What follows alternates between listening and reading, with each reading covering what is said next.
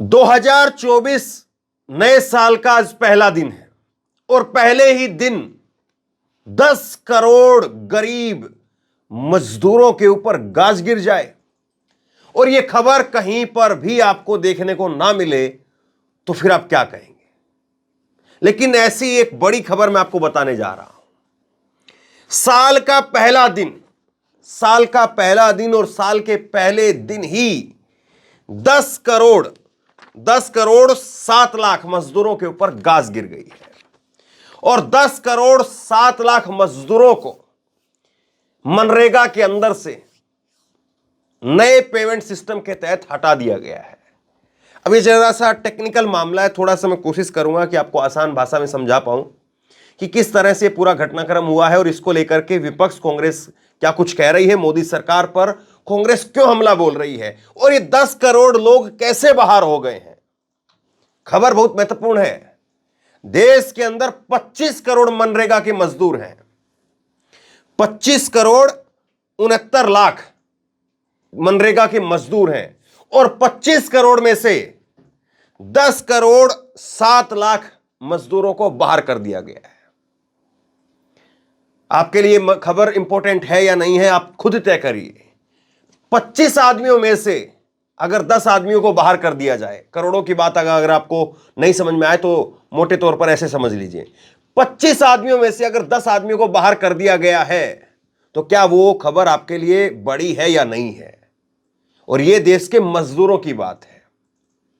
ठीक है, बड़े बड़े लोग, बड़े बड़े धन्ना सेठ तो अपने अपने काम कारोबार में चल ही रहे हैं, लेकिन यह खबर आप समझिए, जरा इत्मीनान से समझिए। खबर क्या है मैं आपको बताता हूं। मनरेगा के 7.6 करोड़ मजदूर, 7.6 करोड़ मजदूर, और ये कुल मिलाकर के 10 करोड़ बनते हैं, लेकिन 7.6 करोड़ मजदूर ये किस तरह से है, सक्रिय रूप से कितने थे, कुशल श्रमिक कितने हैं, उनमें से है ये। तो मनरेगा के 7.6 करोड़ मजदूर सिस्टम से हटाए गए हैं। और कौन से सिस्टम से हटाए गए हैं समझिए जरूर। कांग्रेस का मोदी सरकार पर बड़ा हमला, नए पेमेंट सिस्टम के जरिए 10.7 करोड़ मजदूर अयोग्य करार दिए।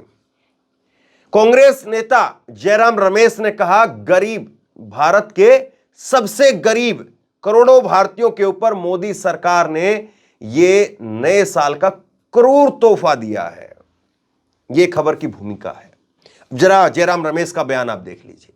जयराम रमेश का बयान है, नए साल पर प्रधानमंत्री ने देश के सबसे गरीब करोड़ों गरीब परिवारों को क्रूर तोहफा दिया है। उन्होंने मनरेगा के तहत काम करके बुनियादी आय प्राप्त करने वाले करोड़ों गरीबों से उनका अधिकार छीन लिया है। भारतीय राष्ट्रीय कांग्रेस उनके इस तोहफे की निंदा करती है। भारतीय राष्ट्रीय कांग्रेस 30 अगस्त 2023 की अपनी मांग को भी दोहराती है कि मोदी सरकार को सबसे कमजोर भारतीयों को उनके सामाजिक कल्याण के लाभ से वंचित करने के लिए टेक्नोलॉजी, विशेष रूप से अधिक आधार को हथियार बनाना बंद करना चाहिए। लंबित वेतन भुगतान को जारी करना चाहिए। पारदर्शिता में सुधार के लिए open muster roll social audit system लागू करना चाहिए। अब जरा कुछ आसान भाषा में मैं आपको समझाता हूं। दरअसल ये मनरेगा के देश भर में 25 करोड़ मजदूर हैं और सरकार एक लेकर के आई है नया सिस्टम एबीपीएस। अब ये एबीपीएस सिस्टम क्या है? एबीपीएस सिस्टम का मतलब है आधार बेस्ड पेमेंट सिस्टम। और जो मजदूर इस सिस्टम के तहत नहीं आते उनको बाहर कर दिया गया है। 5वां एक्सटेंशन था जिसकी लिमिट वो 21 दिसंबर को खत्म हो गई, 21 दिसंबर 2023 को, और अब ये मजदूर बाहर चले गए हैं। यानी अब आगे सरकार को एक्सटेंशन लेकर के आती नहीं लेकर के आती मालूम नहीं, लेकिन अभी तत्काल ये मजदूर जो है बताए गए हैं कि ये बाहर हो गए हैं। अब देखिए, 2 पन्ने की चिट्ठी जो है वो जयराम रमेश की तरफ से लिखी गई है और क्या कह रहे हैं इसमें सुनिए। महात्मा गांधी राष्ट्रीय ग्रामीण रोजगार गारंटी अधिनियम मनरेगा में आधार आधारित भुगतान प्रणाली एबीपीएस से भुगतान को अनिवार्य करने के लिए ग्रामीण विकास मंत्रालय, मिनिस्ट्री ऑफ रूरल डेवलपमेंट द्वारा निर्धारित समय सीमा का 5वां एक्सटेंशन 31 दिसंबर 2023 को समाप्त हो गया। कुल मिलाकर के 25.69 करोड़ मनरेगा श्रमिक हैं। इनमें से 14.33 करोड़ श्रमिक सक्रिय माने जाते हैं और 27 दिसंबर तक कुल पंजीकृत श्रमिकों में से 34.8% यानी 8 करोड़ 9 लाख और 12.7 सक्रिय श्रमिक यानी 1.8 करोड़ अभी भी एबीपीएस के माध्यम से भुगतान पाने में सक्षम नहीं है। अब जरा इसको समझिए थोड़ा सा। मैंने आपको बताया ना कि टेक्निकल मामला है और मैं कोशिश करूंगा आपको आसान भाषा में समझा पाऊं। देखिए, देश में एक तरफ तो बेरोजगारी वैसे ही बहुत ज्यादा है। बेरोजगारी की बेमार जो है इस वक्त में सबसे ज्यादा अगर मार पड़ रही है तो गरीब आदमी के ऊपर पड़ रही है। अब क्या है कि ये मनरेगा एक ऐसा माध्यम है जिसके जरिए गांव का गरीब आदमी उसको सरकार की तरफ से, अभी मनरेगा जो है वो कांग्रेस सरकार लेकर के आई थी और मनरेगा जब कांग्रेस लेकर के आई तब नरेंद्र मोदी पहली बार जब संसद में पहुंचे तो उन्होंने संसद में खड़े होकर के इसका मजाक उड़ाया था। मनरेगा का मजाक उड़ाते हुए उन्होंने कहा था कि मैं कोई मूर्ख आदमी थोड़ी ना हूं जो कांग्रेस के गड्ढा खोदने वाली स्कीम को बंद कर दूं। लेकिन हुआ ये कि कोरोना के टाइम पर पता चल गया कि गरीबों को अगर किसी से मदद मिल रही है, सहायता मिल रही है, उनका घर चल रहा है तो मनरेगा जैसी स्कीम है। और इसीलिए मोदी सरकार जिस स्कीम का मजाक उड़ाती थी उनको उनका बजट बढ़ाना पड़ा। मनरेगा का मजाक बनाया गया लेकिन बाद में मनरेगा के माध्यम से ही गरीबों को पैसा पहुंचे, इसके लिए बजट को बढ़ाना पड़ा। तो ये जो है वो आपकी दूरदृष्टता का जो है वो आप कह सकते हैं कि आपका नमूना है कि आपको कितना जो है वो दूर का ज्ञान है। पहले आप जो है वो उस चीज को खारिज करते हैं, खंडन करते हैं, मजाक उड़ाते हैं, बाद में उसी पर जोर देना पड़ता है। अब हुआ ये है कि इस मनरेगा में काम करने वाले जो 25 करोड़ मजदूर हैं उनको सरकार की तरफ से कहा गया कि आपको अगर पैसा लेना है, आपको अगर पेमेंट अपनी लेनी है तो उसके लिए आपको एबीपीएस के तहत आना पड़ेगा, यानी आधार बेस्ड पेमेंट सिस्टम के तहत आना पड़ेगा। और इस सिस्टम के तहत अगर आप नहीं आएंगे तो आपको बाहर कर दिया जाएगा। लेकिन 27 दिसंबर 2023 तक अभी तक कुल जो है वो 8 करोड़ करीब जो है 8.9 करोड़ यानी करीब 9 करोड़ ये पंजीकृत जो श्रमिक हैं, जो रजिस्टर किए हुए जो मजदूर हैं उनमें से 9 करोड़ के करीब, और जो सक्रिय श्रमिक हैं जो एक्टिव हैं उनमें से करीब 2 करोड़, यानी करीब जो है वो ये संख्या बनती है 10.5 करोड़, 10.7 करोड़। इतने जो श्रमिक हैं वो एबीपीएस सिस्टम के तहत नहीं थे और इसीलिए अब उनको बाहर किया जा रहा है। मतलब ऐसा नहीं है कि कोई मजदूर जो है वो जिंदा नहीं है या गलत फर्जी तरीके से चढ़े हुए हैं।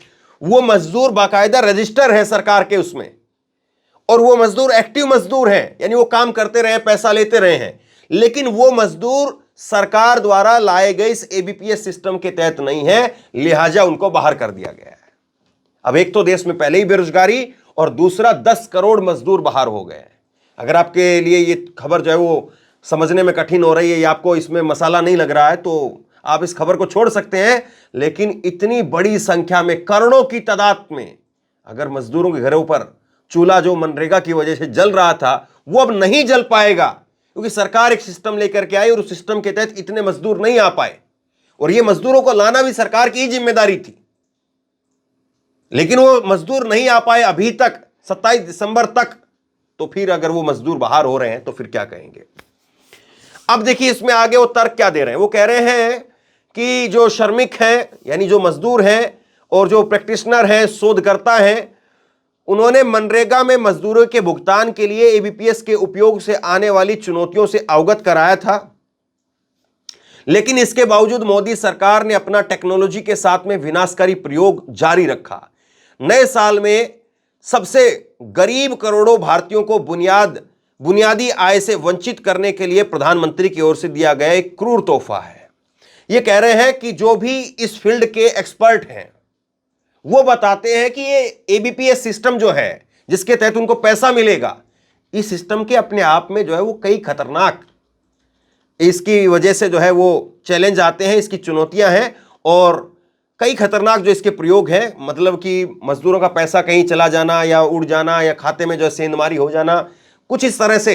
जो एक्सपर्ट है उन्होंने इस बात को बताया था, लेकिन उस चीज को जो है दरकिनार किया गया और दरकिनार करके मोदी सरकार टेक्नोलॉजी के साथ में अपना प्रयोग कर रही है। अब देखिए, कुछ लोग कहेंगे कि ठीक है भाई, एबीपीएस सिस्टम है, कोई नया जो है वो आधार बेस्ड सिस्टम सरकार लेकर के आ रही है, तो मजदूर उसके तहत क्यों नहीं आ जाते हैं? हो सकता है कि उनका पैसा कहीं और जा रहा हो, वो ठीक बात है, अगर उस सिस्टम के तहत आ जाएंगे तो उन्हीं को पैसा आएगा।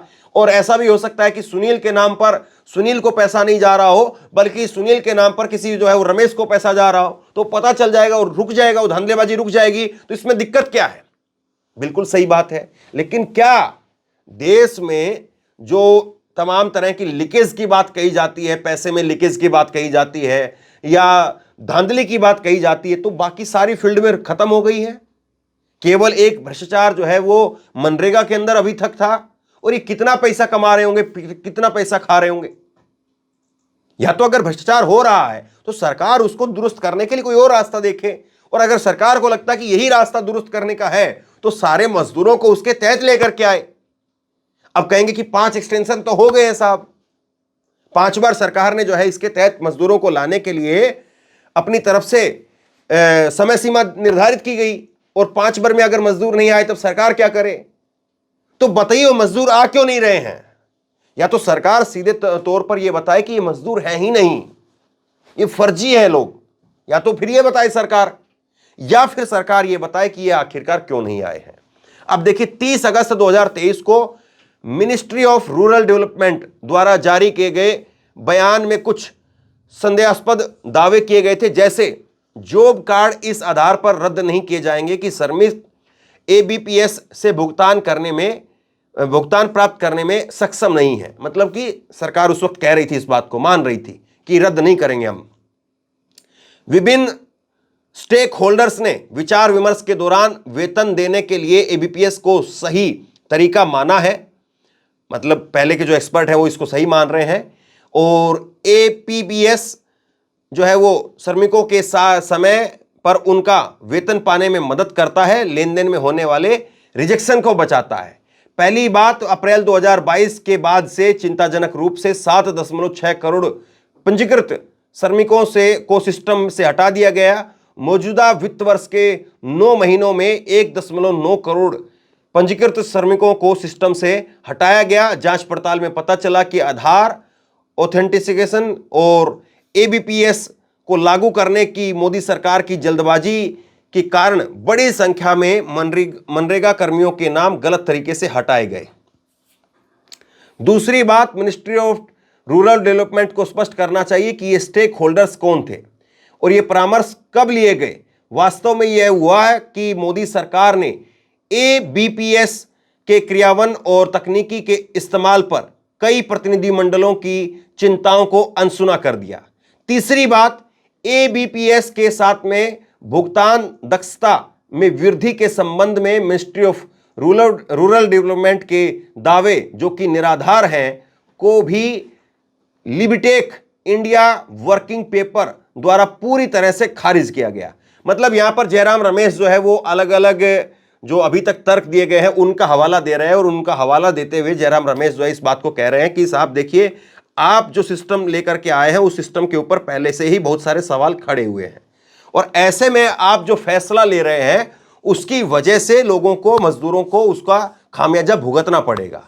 अब वो कहते हैं आखिरी में कि भारतीय राष्ट्रीय कांग्रेस 30 अगस्त 2023 की अपनी मांग को दोहराती है कि मोदी सरकार को सबसे कमजोर भारतीयों को उनके सामाजिक कल्याण के लाभ से वंचित करने के लिए टेक्नोलॉजी, विशेष रूप से आधार को हथियार बनाना बंद कर देना चाहिए।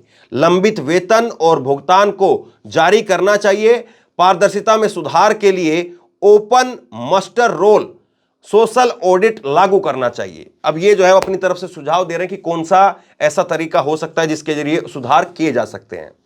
आधार को जो है वो आज सरकार आधार बनाती है, अपनी बातों का आधार बनाती है आधार कार्ड को।